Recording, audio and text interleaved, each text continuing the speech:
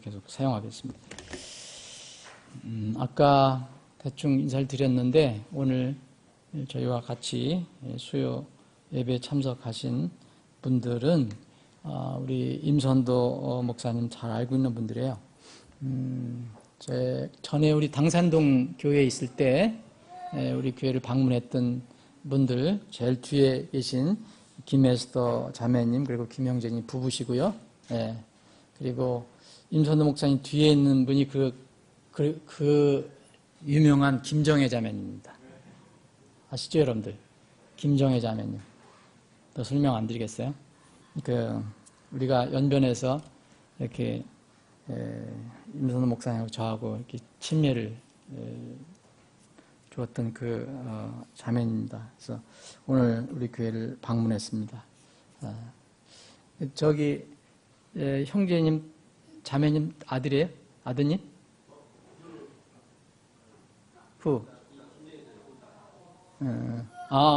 오케이. 예, 죄송합니다. 예, 같이 왔어요. 예. 저기 광고를 좀 드려야 되겠는데, 이번 주 토요일하고 일요일 날 양 이틀간 우리 건물 주차장 입구 출입구 있잖아요. 여러분 아시죠? 그게 지금 세멘트가 되어 있는데, 도로 포장을 한대요. 아스팔트. 그래서 이번 주일은 부득이 주차를 할 수 없다고 합니다. 그래서 내가 조은 형제한테 얘기를 했는데, 우리 형제들한테 다 알려줄 때 알려주시고요. 다만 주일은 이 근처에 토요일하고 주일은 아무데나 자유롭게 될 수 있어요. 그러니까 여기 우리 교회 주변, 특히 여기 에브리바디 여기 옆에 있죠. 여기 앞에 도로, 요 뒤에 있는 도로 있잖아요. 리모델링 모델 하우스 거기 골목 그리고 읍사무소 좀 걸어오실 분들 읍사무소에 대도 안전합니다. 그러면 이쪽 길 다 될 수 있으니까 이번 한 주만 이번 주일만 여러분들 좀 불편을 참아 주셨으면 좋겠습니다. 조금 전에 이렇게 여기 소장님이 와서 이렇게 부득이하게 그렇게 할 수밖에 없었다. 업체가 토요일 날하고 일요일 날 하기로 됐다고 그래갖고 그렇게 여러분들 이해해 주시고 다른 형제들한테 좀 알려주시고요. 그리고 이번 주일은 우리가 예고를 해드린 대로 선교 주일입니다. 선교 주일, 선교 전도에 관해서 더 한번 깊이 생각하고 또 우리가 12월 첫째 주, 11월 말부터 12월 첫째 주 계속해서 이제 이 선교 헌신, 2015년 선교 헌신을 위해서 우리가 결단을 하는데 한 2달 결신하기 전에 2달이 남잖아요. 그동안에 여러분들이 많이 기도하시고 의미를 한번 생각해 보는 그런 시간 주일로 삼습니다. 그래서 오전에는 우리 선교 전도 목사님이신 우리 임선도 목사님이 설교해 주시고 오후에는 중국 지하교회에 관한 이렇게 동영상을 보는 시간을 갖겠습니다. 물론 이제 그 동영상 보기 전에 제가 잠깐 말씀을 전하고요. 그래서 주요한 것은 동영상을 보고 한번 우리와 같이 이렇게 편안한 가운데서 신앙생활을 하는 사람들이 아니고 굉장히 열악하고 어려운 상황에서도 끝까지 믿음을 지키는 그런 사람들의 이야기를 우리가 잠깐 살펴볼 겁니다. 그래서 이번 주일 선교 주일을 위해서도 기도해 주시기 바랍니다. 제가 우선 당분간은 임선도 목사님이 대변인이 될 수밖에 없어요. 그래서 이해를 해 주시기 바랍니다.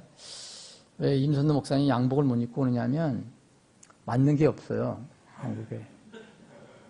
그래서 부득이 이런 데서 구할 못 구해서 부득이 이제 이태원 가서 특별히 빅 사이즈로 다 지금 이게 주문을 했기 때문에 좀 시간이 걸립니다. 그러니까 왜 목사님이 저렇게 하거나 이렇게 생각하지 마시고 이렇게 이해를 해 주시기 바랍니다.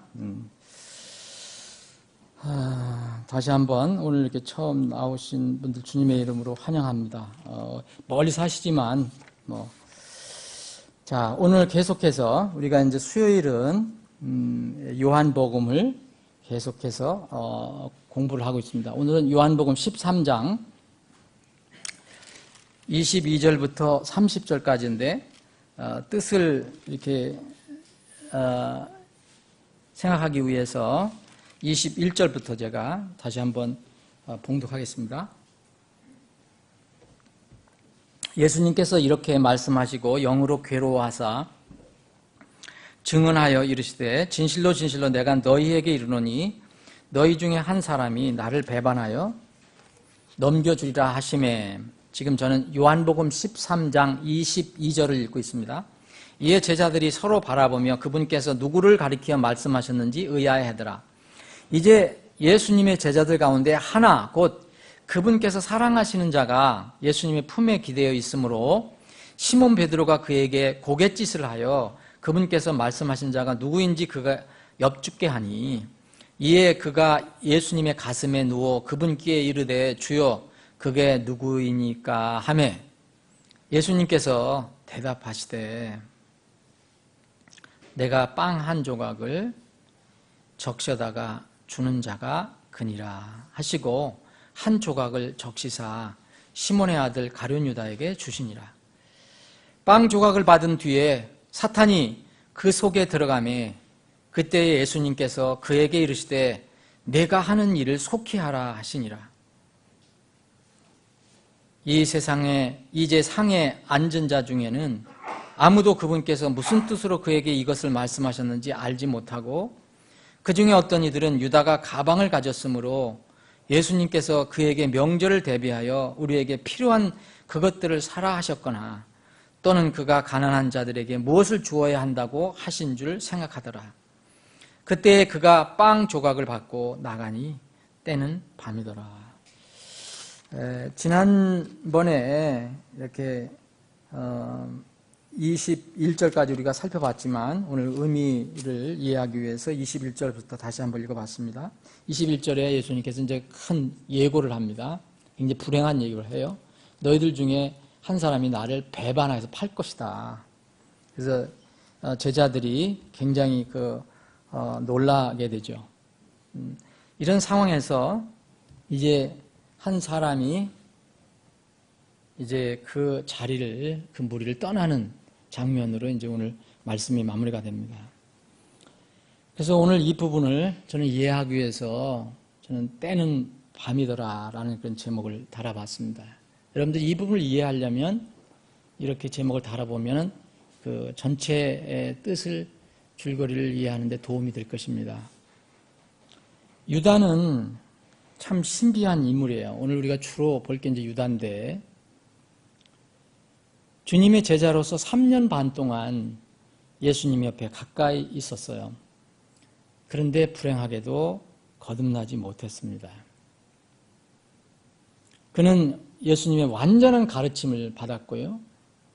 또 예수님의 완전한 사랑의 본도 이제 바라보았고 자기가 또 체험도 했고 또 그 사랑도 받아봤습니다. 또 예수님은 완전한 평강이시잖아요. 예수님처럼 온유한 사람이 이 땅에 없잖아요. 예수님처럼 긍휼이신 분이 없어요. 이런 주님과 함께 있었지만 안타깝게도 구원을 받지 못했습니다. 이것은 참 심각한 주제입니다.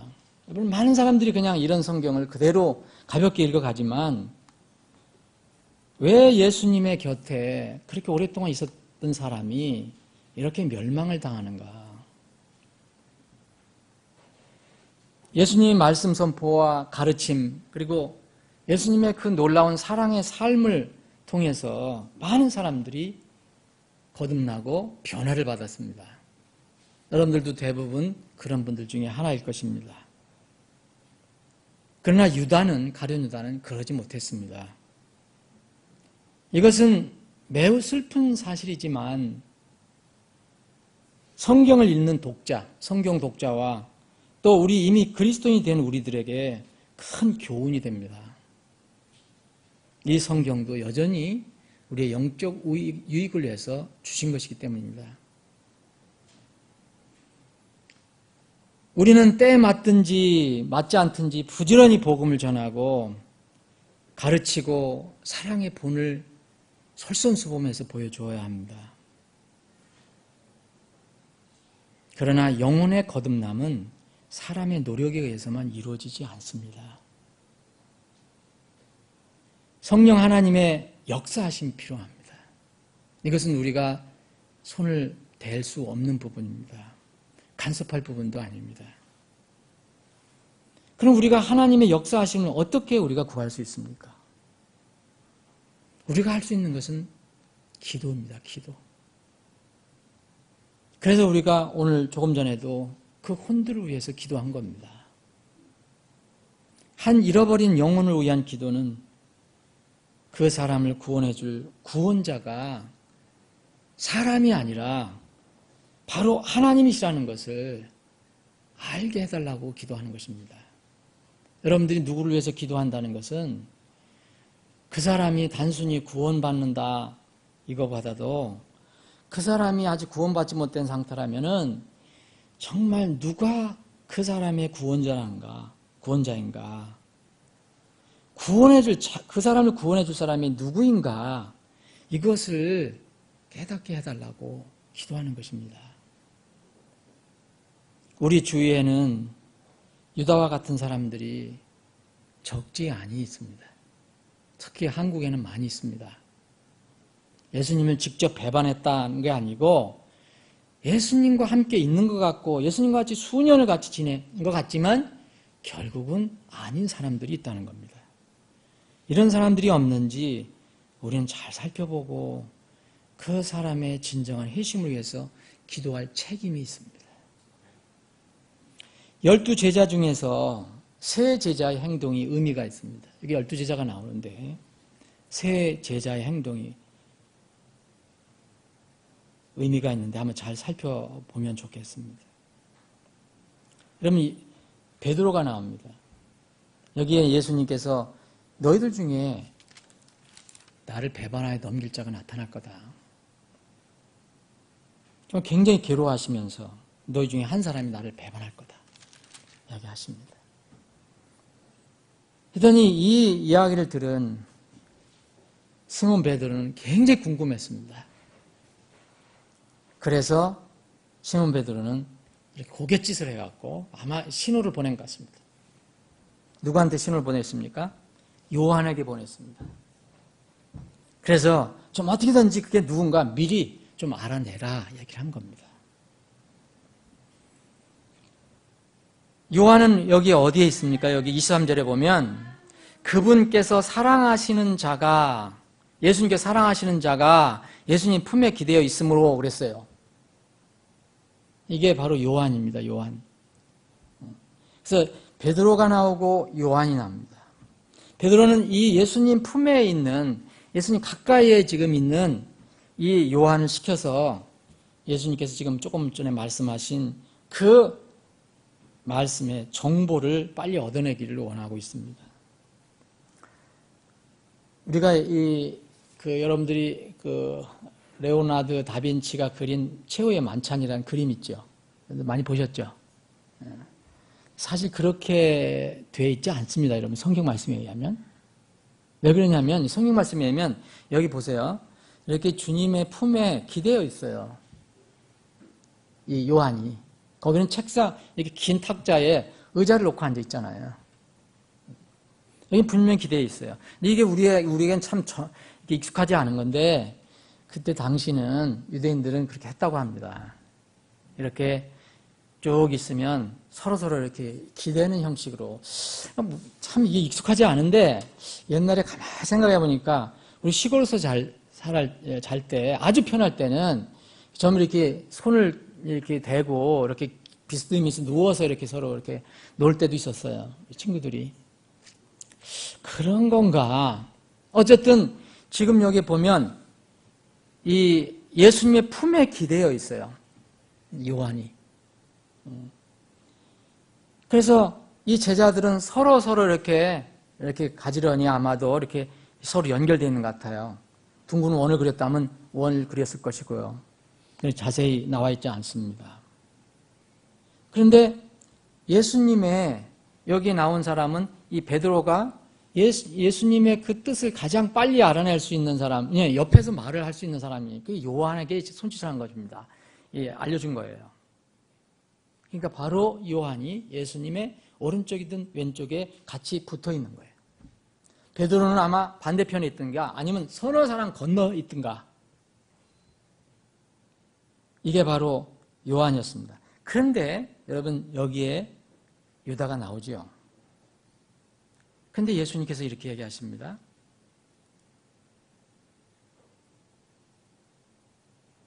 요한이 이렇게 물었거든요. 가슴에 누워서 예수님께서 지금 말씀하신 그 사람이 누굽니까? 라고 묻습니다.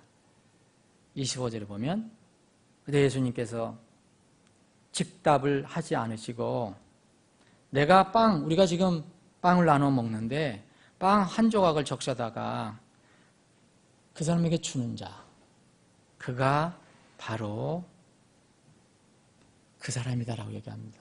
여러분 이 빵을 떼어서 준다는 것은 사랑의 표시거든요. 섬긴다는 거거든요. 주님은 끝까지 유다에 대해서 일점 불만하시지 않고 하실 일을 하십니다. 근데 그 조각을 적셔서 우리 같이 무슨 맛있는 이렇게 무슨 뭐예요 요새 같은 거 그게 뭐죠? 뿌려서 먹는 그런 게 아니겠죠. 어쨌든 이렇게 이제 적셔서 주었습니다. 그 사람이 바로 가룟 유다였습니다. 여러분 잘 생각해 보십시오. 예수님께서 비스듬히 누워서 계신다면 그럼 멀리 떨어져 있는 사람에게 어떻게 빵을 찍어서 주겠습니까? 여러분 잘 생각해 보십시오. 이 예수님 옆에는 바로 요한과 유다가 있습니다. 그 유다에게 주었습니다. 여러분 자리 배치할 때 누가 했는지 모르지만 아마 예수님께서 그 두 사람을 옆에 이렇게 앉게 하셨을지도 몰라요. 여러분 바로 빵 조각을 받은 제자는 가룟 유다였는데 바로 가장 가까이에 있었던 사람이었습니다. 요한과 유다는 12제자 중에서 예수님께 나직하게 속삭이는 말씀도 들을 수 있는 지근거리에 있었어요.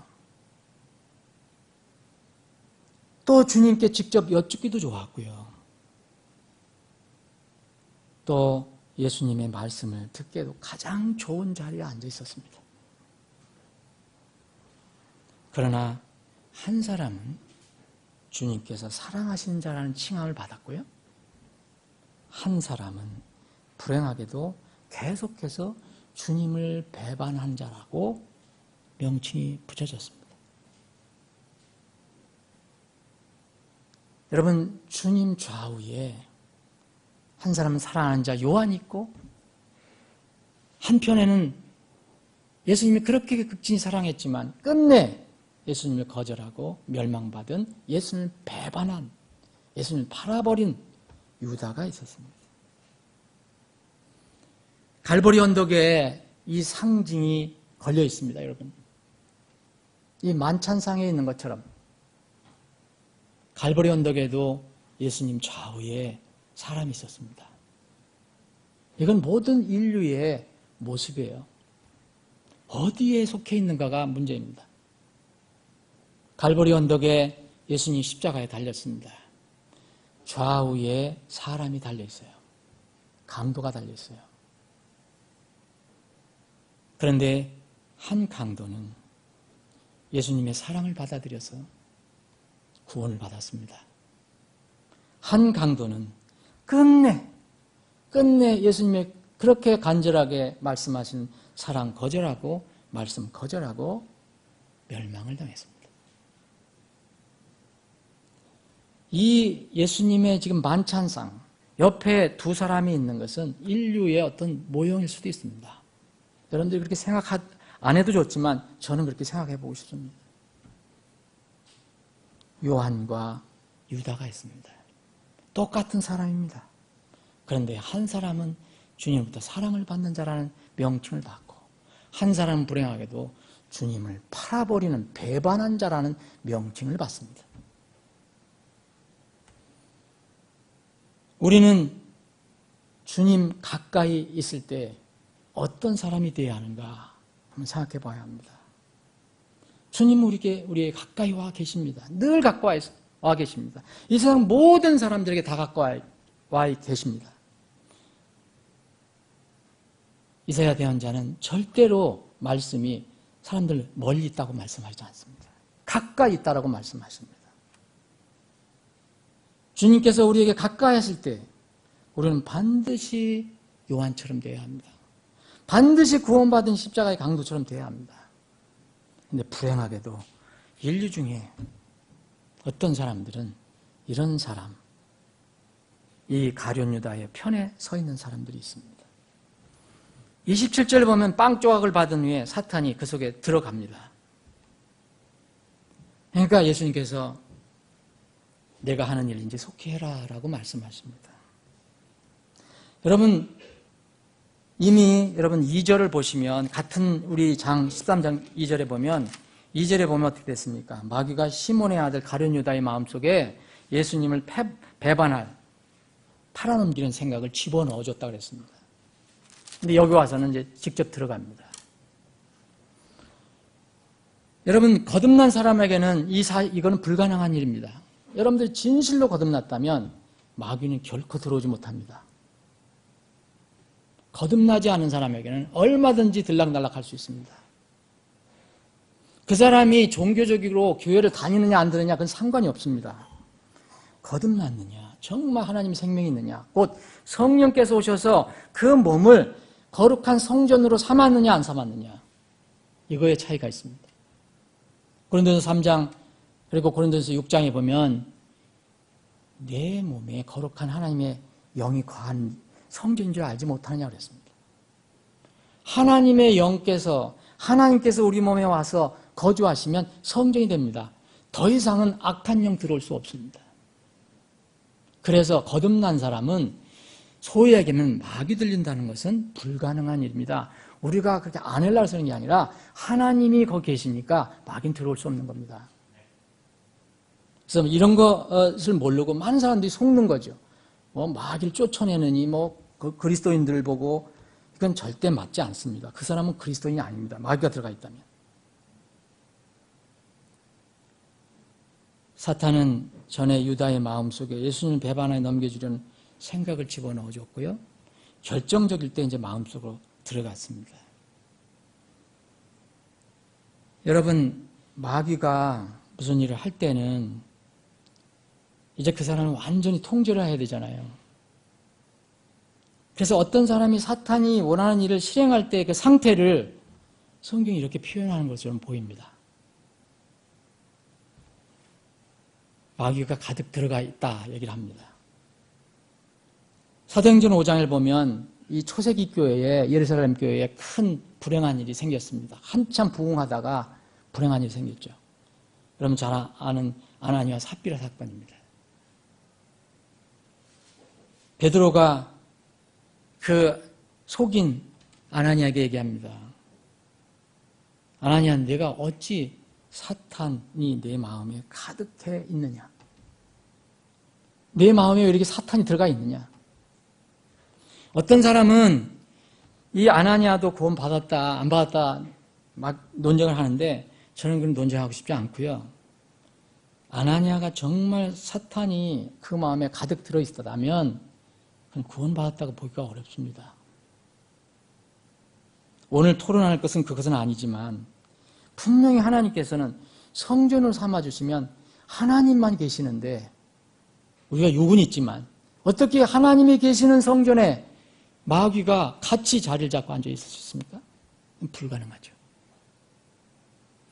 이 베드로가 아나니아 어찌 사탄이 내 마음에 가득하냐 이것을 비유적으로 얘기한 거라면 모르지만 실질적으로 사탄이 내 마음에 들어앉아 있다 그렇다면 아나니아의 구원은 참 퀘스천입니다.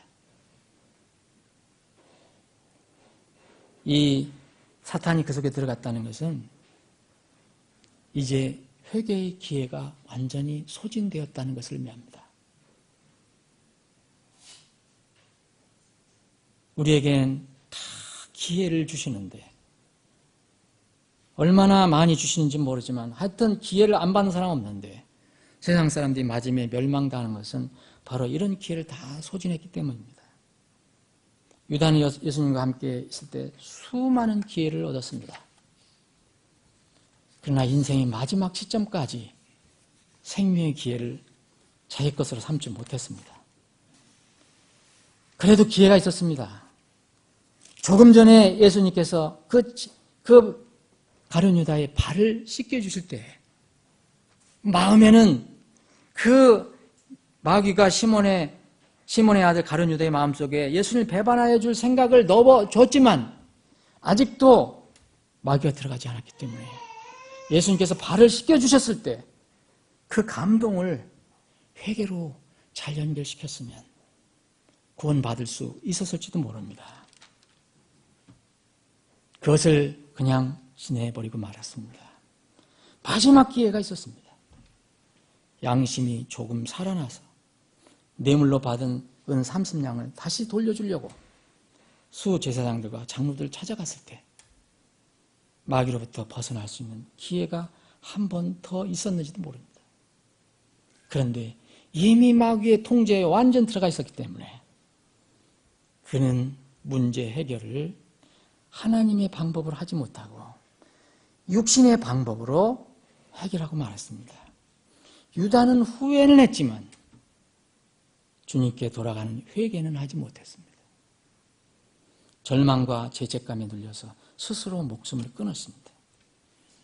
고린도후서 7장 10절을 보면 하나님의 뜻대로 하는 슬픔이 있어야 됩니다. 여러분, 아무리 우리 인간적인 슬픔, 인간적인 회한 이런 걸 아무리 많이 해도 하나님의 뜻대로 하는 슬픔, 이것이 아니면 구원 회개에 이를 수 없습니다. 세상적인 방법으로는 아무리 해결해도 사망에 이를 뿐입니다. 유다는 참 정말 신비입니다. 신비한 인물입니다. 유다를 연구하면 참 연구할 게 참 많을 것 같아요. 유다가 왜 이렇게 됐을까? 그 수많은 기회, 그 사랑의 구원자 예수 그리스도와 함께 3년 반씩이나 다녔고 또 중요한 직책도 맡았고 예수님께서 그렇게 사랑해 주셨고 심지어는 제자로 택함을 주셨고 했는데도 멸망을 당했습니다. 참 신비한 인물입니다. 이 시간에 다 말씀드릴 수 없지만 유다는 여러 가지 이유를 우리가 찾아낼 수 있을 것입니다. 그런데 유다는 하나님 말씀을 듣고 그 믿음으로 그 말씀으로 이제 믿음을 만들어서 생명을 얻어야 되는데 귀는 있었지만 육신의 귀는 있었지만 영적인 귀는 가지고 있지 못했습니다. 주님께서 그래서 귀 있는 자는 들을지어다 얘기합니다. 들을 수 있는 귀 있는 자는 들으라고 말씀하십니다. 여러분, 귀 없는 사람 있습니까? 유다도 좋은 귀를 가지고 있었습니다. 그런데 그는 세상의 욕심으로 인해서 예수님의 그런 말씀 들을 수가 없었습니다. 믿음은 들음에서 나는 거 아닙니까? 들음은 뭐에서 생깁니까? 분명히 하나님 말씀에서 납니다. 예수님 말씀, 그 하나님 말씀을 들어서 흘려버리고 말았습니다. 그는 물리적으로 예수님의 목소리를 많이 들었어요. 영적으로 그것을 듣지 못했습니다. 왜 듣지 못했을까요? 그의 마음, 생각, 여기에는 온통 돈, 재물에 대한 욕심이 가득 찼기 때문입니다.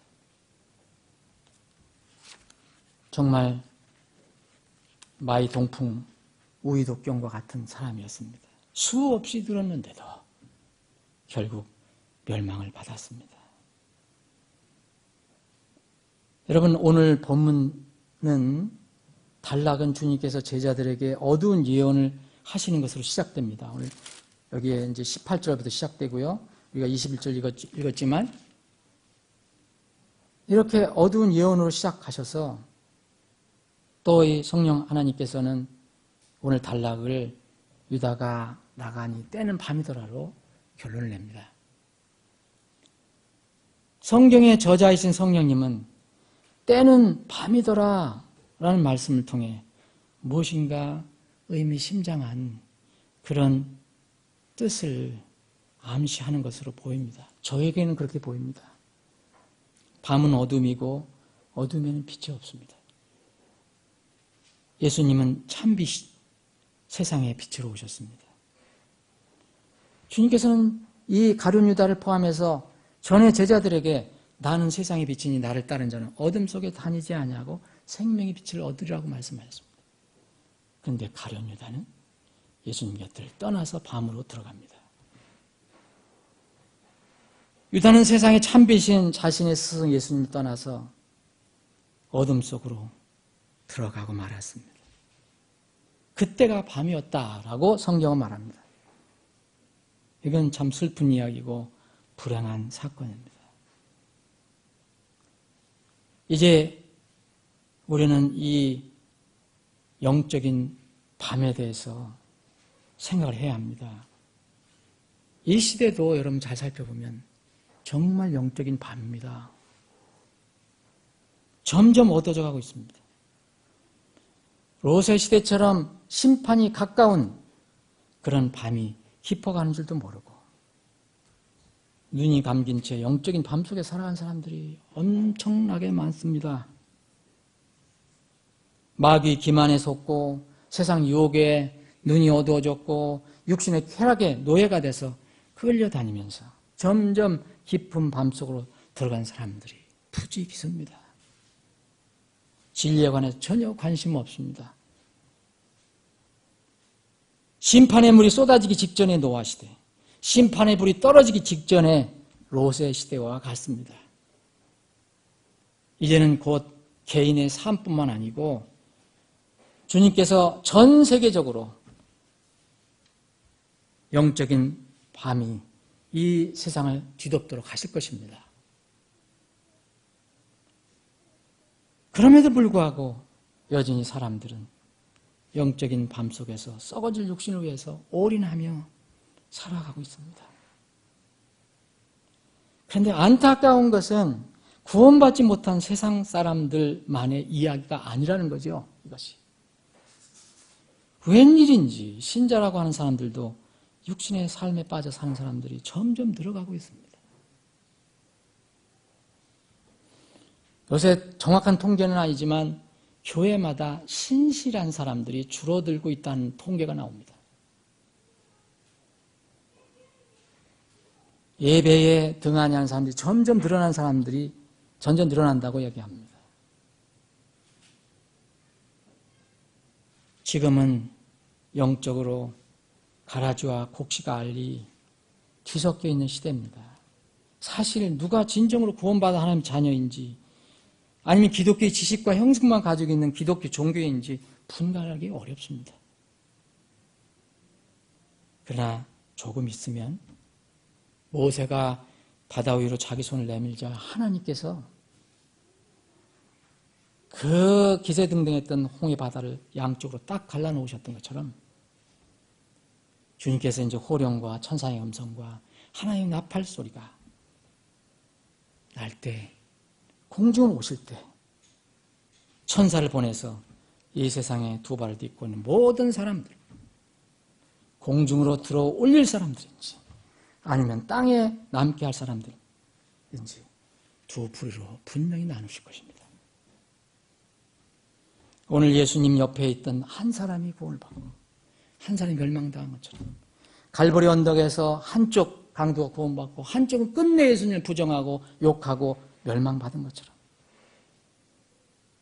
주님께서 세상의 모든 사람들을 가라지와 곡식알로 분명하게 분리하실 때가 다가오고 있습니다. 여러분, 의인들을 사악한 자에서 건져낸다고 말씀하시지 않습니다. 성경은. 여러분, 마태복음 13장에 보시면 49절에 보면 의인들 가운데서 사악한 자들을 갈라내 놓으신다고 얘기합니다. 의인들이라고 보이는 사람들 중에서 사악한 자들이 많이 포함되어 있는 것처럼 보이는 시대입니다. 마태복음 25장에는 예수님이 오시면 양들과 염소를 철저하게 분리하십니다. 사랑하는 여러분, 여러분들은 어디에 속해 있는 사람입니까? 이것이 오늘 본문 말씀이 우리에게 도전하는 말씀입니다.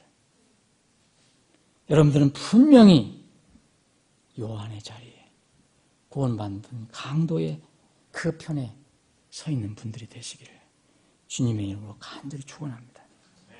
기도하시겠습니다.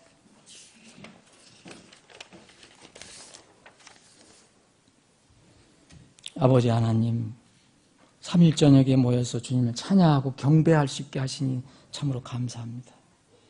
비록 적은 수가 모였지만 주님, 수를 보지 않으시고 마음을 보시는 주님, 오늘 이렇게 모여서 주님 찬양하고 경배하는 주님의 백성들의 진실한 마음으로 주님께 드리는 기도를 들어주시고 응답해 주시길 원합니다.